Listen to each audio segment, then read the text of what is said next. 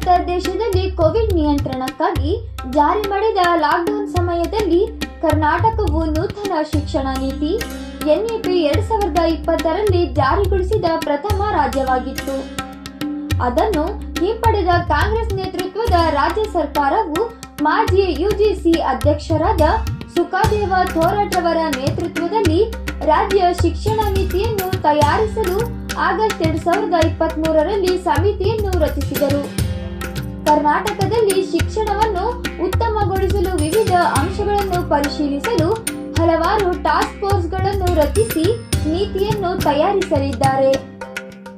ಈ ಕುರಿತು all India students association AISA ವತಿಯಿಂದ ಭಾನುವಾರದಂದು ರಾಜ್ಯ ಶಿಕ್ಷಣ ನೀತಿ ಉತ್ತಮ ಶಿಕ್ಷಣಕ್ಕಾಗಿ ರಾಜ್ಯ ಮಟ್ಟದ ಸಮಾವೇಶವನ್ನು ಬೆಂಗಳೂರಿನ ಕರ್ನಾಟಕ ರಾಜ್ಯ ಸೆಕ್ರೆಟರಿಯೇಟ್ ಕ್ಲಬ್ ಆವರಣದಲ್ಲಿ ಚರ್ಚೆಯನ್ನು ಹಮ್ಮಿಕೊಳ್ಳಲಾಗಿತ್ತು.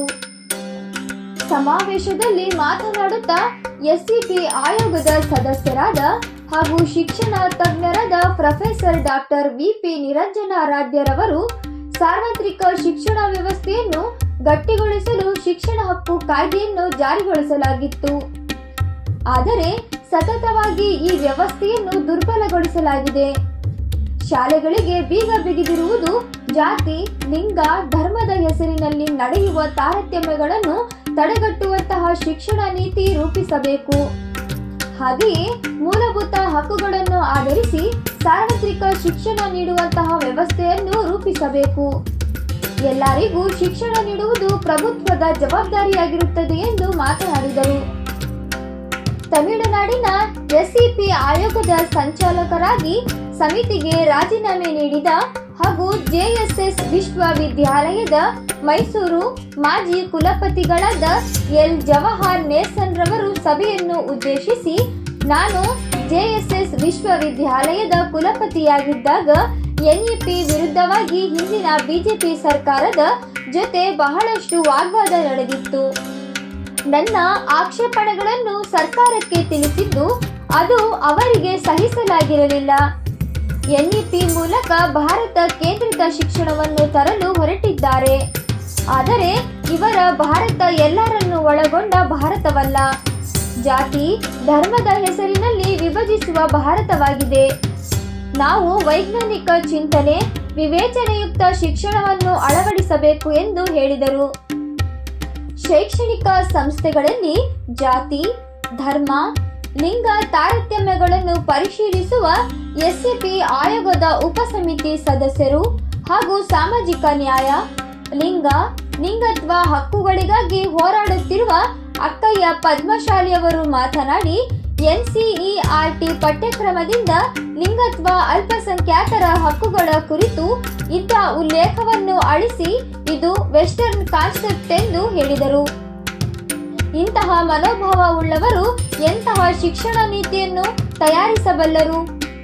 ಜಾತಿ, ಧರ್ಮ, ಲಿಂಗ ಎಂದು ಭೇದ ಭಾವ ಮಾಡದೆ ಸಮಾನ ಶಿಕ್ಷಣ ನೀಡುತ್ತಾ ಸಾಂವಿಧಾನಿಕ ಮೌಲ್ಯಗಳನ್ನು ಅಳವಡಿಸುವಂತಹ ಶಿಕ್ಷಣ ನೀತಿ ರೂಪಿಸುವುದು ಅಗತ್ಯ ಎಂದು ಹೇಳಿದರು. NEPಯನ್ನು ತಿರಸ್ಕರಿಸಿ ರಾಜ್ಯ ಶಿಕ್ಷಣ ನೀತಿಯನ್ನು ರೂಪಿಸಲಾಗುತ್ತಿದೆ. ಶಿಕ್ಷಣದ ಕೇಂದ್ರೀಕರಣ, ಕಾರ್ಪೊರೇಟೀಕರಣ ಹಾಗೂ ಕೇಸರೀಕರಣವನ್ನು ಸಂಪೂರ್ಣವಾಗಿ ತಿರಸ್ಕರಿಸಿದರೆ ಮಾತ್ರ ಒಂದು ಸಮಗ್ರ ಶಿಕ್ಷಣ ನೀತಿಯನ್ನು ಕರ್ನಾಟಕ ಮಟ್ಟದಲ್ಲಿ ರೂಪಿಸಲು ಸಾಧ್ಯವಿದೆ. NEP ಮಾತ್ರವಲ್ಲದೆ HEFA, CUET, NTA ಅನ್ನು ಸಹ ತಿರಸ್ಕರಿಸಬೇಕಾಗಿದೆ. ಖಾಸಗಿ ವಿಶ್ವವಿದ್ಯಾಲಯಗಳನ್ನು ಸ್ಥಾಪಿಸುವುದನ್ನು ಬಿಟ್ಟು ರಾಜ್ಯದ ವಿಶ್ವವಿದ್ಯಾಲಯಗಳನ್ನು ಸಶಕ್ತಗೊಳಿಸಬೇಕು ಎಂದು AISA ರಾಜ್ಯ ಸಂಚಾಲಕರಾದ ಲೇಖಾ ಅಡವಿಯವರು ಮಾತನಾಡಿದರು.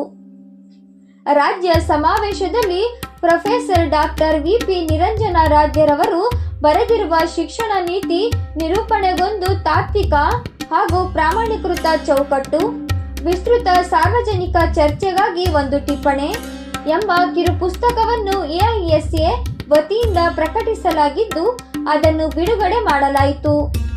ಕೊಪ್ಪಳ, ರಾಯಚೂರು, ವಿಜಯನಗರ, ದಕ್ಷಿಣ ಕನ್ನಡ, ಉಡುಪಿ, ಮೈಸೂರು, ಕೊಡಗು ಮತ್ತು ಬೆಂಗಳೂರು ಸೇರಿದಂತೆ ಹಲವಾರು ಜಿಲ್ಲೆಗಳಿಂದ ವಿದ್ಯಾರ್ಥಿಗಳು ರಾಜ್ಯಮಟ್ಟದ ಸಮಾವೇಶದಲ್ಲಿ ಭಾಗವಹಿಸಿದರು. ವರದಿ ಕರೀಂ ನಂದೇಬೇವರು. KS news 24x7. ಗ್ರಹಚಾರ ದೋಷ, ಆರ್ಥಿಕ ಅಡಚಣೆ, ವ್ಯಾಪಾರದಲ್ಲಿ ನಷ್ಟ, ನಿರುದ್ಯೋಗ, ಸಾಂಸಾರಿಕ ವಿರಸ, ಸ್ತ್ರೀ ಪ್ರೇಮ, ವಶೀಕರಣ, ಬೆಂಬಿಡದ ರೋಗ ರುಜಿನಗಳು, ವಿದೇಶ ಪ್ರಯಾಣ, ಸಕಲ ಸಂಪತ್ತಿದ್ದರೂ ಮನಃಶಾಂತಿಗೆ ಕೊರತೆ, ಹೀಗೆ ಸಮಸ್ಯೆಗಳು ಯಾವುದೇ ಇರಲಿ ಪರಿಹಾರ